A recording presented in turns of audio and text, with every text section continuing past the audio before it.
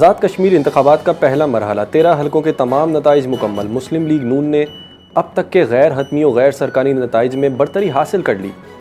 13 حلقوں میں نون لیگ 9 اور پیپلز پارٹی 4 سیٹوں پر کامیاب۔ 5 بجے ووٹنگ کا وقت ختم ہونے کے بعد ووٹنگ کے لیے 1 گھنٹہ اضافی دیا گیا۔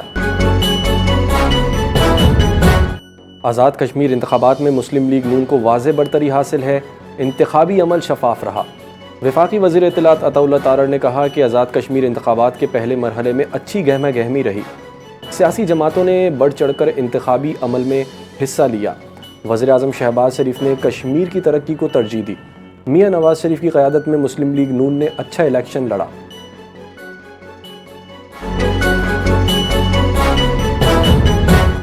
آزاد کشمیر الیکشن مکمل شفاف غیر جانبدار ہوا۔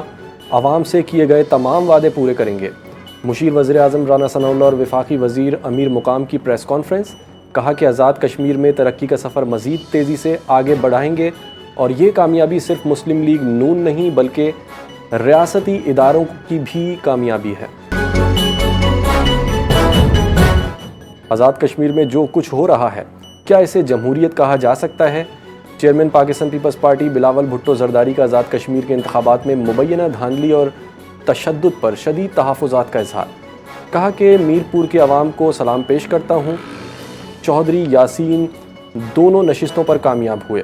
عوامی مینڈیٹ پر ڈاکہ ڈالا گیا۔ مرحلہ وار انتخابات دھاندلی کے لیے کرائے جا رہے ہیں۔ پیپلز پارٹی کسی کے سامنے نہیں جھکے گی۔ ریاست فیصلہ کرے قومی مفاد اہم ہے یا نون لیگ کے مفادات۔ انتخابی عمل کا پہلا مرحلہ آزادانہ اور شفافیت سے مکمل ہوا۔ چیف الیکشن کمشنر آزاد جموں و کشمیر جسٹس ریٹائرڈ غلام مصطفیٰ مغل کا بیان۔ کہا کہ تمام سیاسی جماعتوں نے انتخابات میں بھرپور حصہ لیا۔ لوگوں نے بڑی تعداد میں اپنا حق رائے دہی استعمال کیا۔ پولنگ پرامن ماحول میں مکمل۔ سماہنی میں پولنگ میں رکاوٹ ڈالنے والوں کو گرفتار کیا گیا۔ امن و امان کے لیے قانون نافذ کرنے والے اداروں کا کردار مثالی رہا۔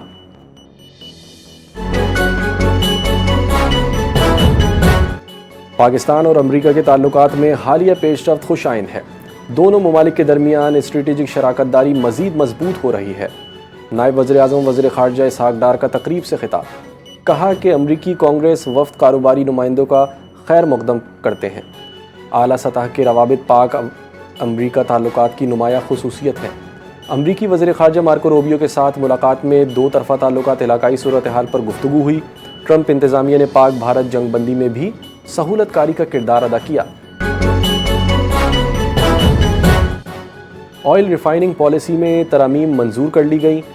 وزیر اعظم کی پیٹرولیم مصنوعات کے اسٹریٹجک ریزرو بڑھانے کی ہدایت۔ آئل ریفائنریز کی اپ گریڈیشن وقت کی اہم ضرورت ہے۔ وزیر اعظم شہباز شریف کا کابینہ کمیٹی برائے توانائی کے اجلاس میں خطاب۔ کہا کہ نئی پالیسی کے نفاذ کے بعد اس پر مؤثر اور بروقت عمل درآمد یقینی بنایا جائے۔ درآمدی ایندھن پر انحصار کم کرنے، ماحول دوست ایندھن کی فراہمی میں بھی معاون ثابت ہوں گی۔ اور کابینہ کی اقتصادی رابطہ کمیٹی کی برآمدات بڑھانے کے لیے خصوصی ایکسپورٹ پیکج کی منظوری۔ کم شرح سود پر export financing, S M E sector کو بھی خصوصی سہولتیں ملیں گی۔ اعلامیے کے مطابق اضافی برآمدات پر کارکردگی سے مشروط ریبیٹ اسکیم کی منظوری دی گئی۔ ای سی سی نے ایکسپورٹ اسکیموں کی 6 ماہ کی کارکردگی رپورٹ طلب کر لی۔ آئی پی پی سے متعلق عالمی ثالثی مقدمات کے لیے 4 ارب روپے کی گرانٹ منظور کر لی گئی۔